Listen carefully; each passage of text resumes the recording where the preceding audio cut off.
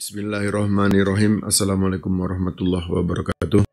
Teman dan sahabat mahasiswa, kajian kita pada kali ini adalah membahas tentang Pancasila sebagai sistem filsafat.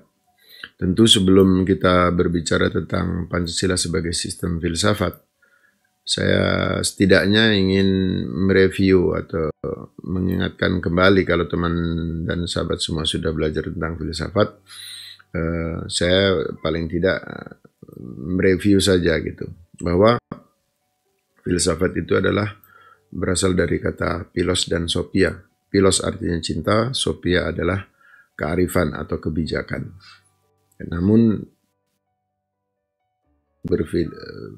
filsafat itu bukan kearifan itu sendiri, tapi dengan berfilsafat insya Allah kita akan sampai kepada kearifan atau sampai kepada kebijakan. Berbicara tentang filsafat, paling tidak ada 3 problem. Problem keberadaan, problem pengetahuan, dan problem nilai. Problem keberadaan ini dibahas di metafisika. Ada metafisika umum dan metafisika khusus. Metafisika umum itu adalah ontologi. Membicarakan tentang sesuatu yang ada dan yang mungkin ada. Ini dibahas di ontologi. Kemudian metafisika khusus itu kosmologi, berbicara tentang, membahas tentang alam semesta.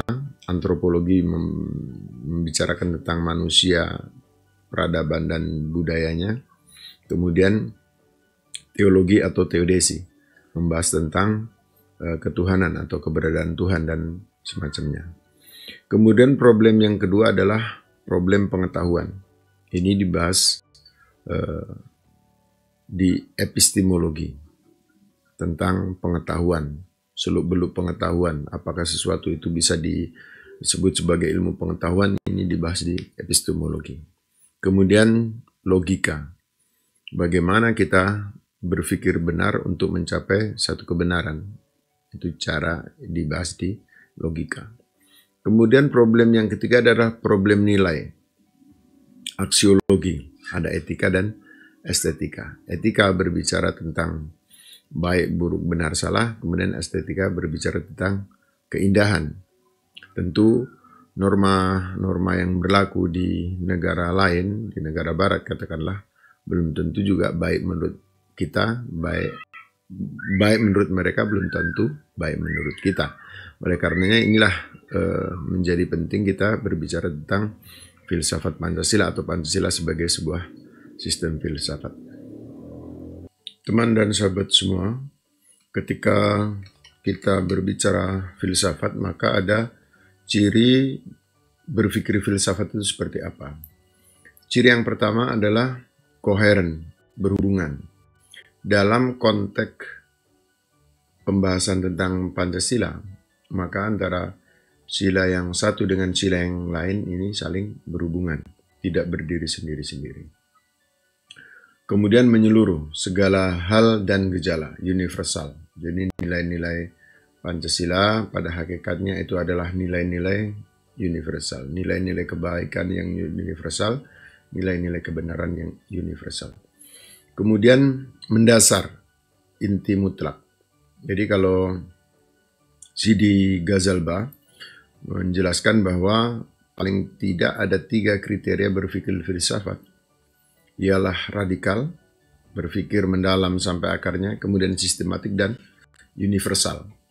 Jadi radikal itu adalah syarat ketika kita mau mencapai suatu kebenaran, itu harus berpikir sampai ke akar-akarnya. Jadi oleh karenanya di sini saya tulis menyoal radikalisme, ini lebih kepada terma dari barat, bahwa kalau orang beragama secara serius itu akan menimbulkan kekerasan, berbuat teror dan lain sebagainya. Padahal tidak ada hubungan antara terorisme dengan keyakinan agama apapun. Jadi dalam Pancasila, dalam beragama, tentu ini juga harus sampai mendasar kepada inti mutlaknya. Bagaimana Pancasila secara radikal? Katakanlah berketuhanan. Kita tidak berhenti sampai kepada hal-hal yang simbolik. ya tentu semua umat beragama yang ada di Indonesia ini mestinya hendaknya serius menekuni, mendalami agamanya masing-masing. Sehingga dengan menekuni agamanya masing-masing, maka dia akan mencapai satu kebaikan yang dalam begitu. Kemudian bersifat spekulatif. Pada saat dirumuskan, tentu ini para founding fathers kita berharap bahwa nanti nilai-nilai yang dirumuskan itu, nilai-nilai Pancasila yang mereka rumuskan itu juga bisa mengantisipasi daripada perkembangan-perkembangan zaman. Teman dan sahabat semua, apa kemudian yang menjadi alasan diperlukannya kajian Pancasila sebagai filosofis? Filsafat Pancasila apabila kita lihat itu setidaknya dia sebagai genetivus objektivus. Pancasila dicari landasan filosofisnya, menjadi objek daripada kajian filsafat itu sendiri. Kemudian di sisi lain juga genetivus subjektivus. Nilai-nilai Pancasila, nilai-nilai universal, nilai-nilai kebenaran Pancasila mengkritisi nilai-nilai atau kebenaran daripada yang ada di muka bumi ini. Jadi ada timbal balik sebagai objek sekaligus juga menjadi subjek daripada tolak ukur daripada apakah nilai-nilai itu bisa dikatakan sebagai nilai kebaikan dan kebenaran dan seterusnya. Kemudian bila kita melihat Pancasila sebagai sistem filsafat, maka ada landasan ontologis, epistemologis, dan aksiologis. Secara ontologis, maka itu adalah membahas yang ada dan yang mungkin ada. Tentu dalam kaitan ini Pancasila keberadaannya secara substansi itu sudah ada sejak bangsa Indonesia ini ada, meskipun sebelumnya masih bernama Nusantara atau kerajaan. Kemudian substansi daripada Pancasila itu sendiri adalah nilai-nilai yang berkembang di tengah masyarakat. Berbicara tentang pendekatan, ada 3 mainstream: determinisme, reaktif pasif, itu sebagaimana hukum sebab akibat ya, itu tertuang di dalam alinea 1 pembukaan UUD 1945, bahwa sesungguhnya kemerdekaan itu ialah hak segala bangsa, dan oleh sebab itu maka penjajahan di atas dunia harus dihapuskan karena tidak sesuai dengan perikemanusiaan dan perikeadilan. Kemudian secara ini dengan pendekatan pragmatisme aktif dituangkan dalam alinea 2 pembukaan UUD 1945, bahwa kita ini menginginkan satu keadaan di mana kita ingin mewujudkan negara Indonesia yang merdeka, bersatu, berdaulat, adil, dan makmur. Dan inilah yang menjadi visi kita sebagai sebuah bangsa. Merdeka, bersatu, berdaulat, adil, dan makmur. Ada yang ingin kita wujudkan. Kemudian kompromis ketergantungan dan kebebasan. Ketergantungan terhadap apa? Ketergantungan terhadap kuasa Allah SWT, Tuhan yang Maha Kuasa. Sebagaimana dituangkan dalam alinea 3, atas berkat rahmat Allah yang Maha Kuasa dan dengan didorongkan oleh keinginan luhur. Jadi atas berkat rahmat Allah SWT dan didorongkan oleh keinginan luhur, supaya berkehidupan kebangsaan yang bebas, maka rakyat Indonesia menyatakan dengan ini kemerdekaannya.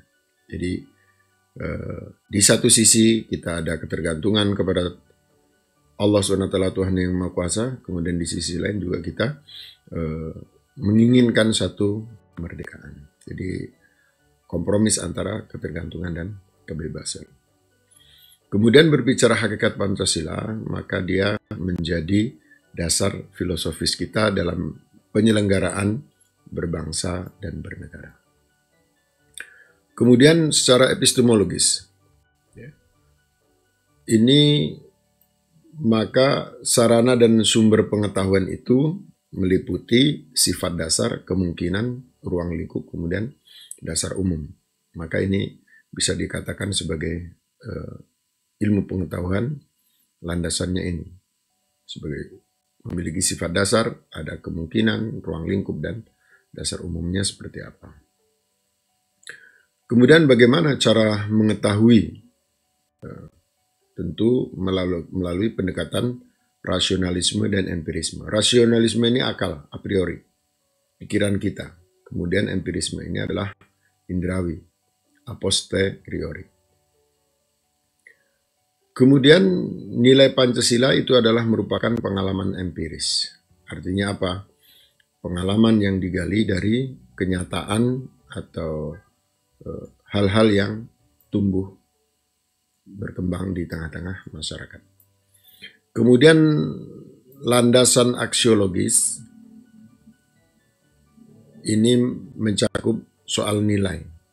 Maka nilai sila-sila Pancasila meliputi nilai ketuhanan, ialah soal monoteis, spiritual, kekudusan, sakral, ini adalah semuanya nilai-nilai ketuhanan. Tentu pada awalnya kita ada animisme, dinamisme, kepercayaan dan lain sebagainya, ini mencakup daripada nilai-nilai ketuhanan itu sendiri.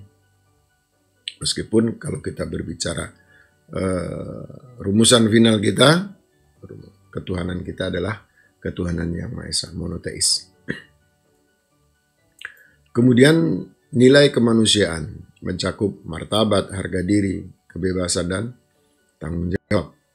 Kita ingin mewujudkan masyarakat Indonesia yang memiliki nilai-nilai kemanusiaan. Kemudian nilai persatuan mencakup soal solidaritas dan kesetiakawanan. Sebagai bangsa yang plural, sebagai bangsa yang majemuk, tentu solidaritas dan kesetiakawanan ini menjadi sangat penting. Bagaimana kita dihadapkan dengan berbagai keadaan, misalnya beda gang, kita berseteru, beda kampus, beda sekolah, bisa tawuran dan lain sebagainya.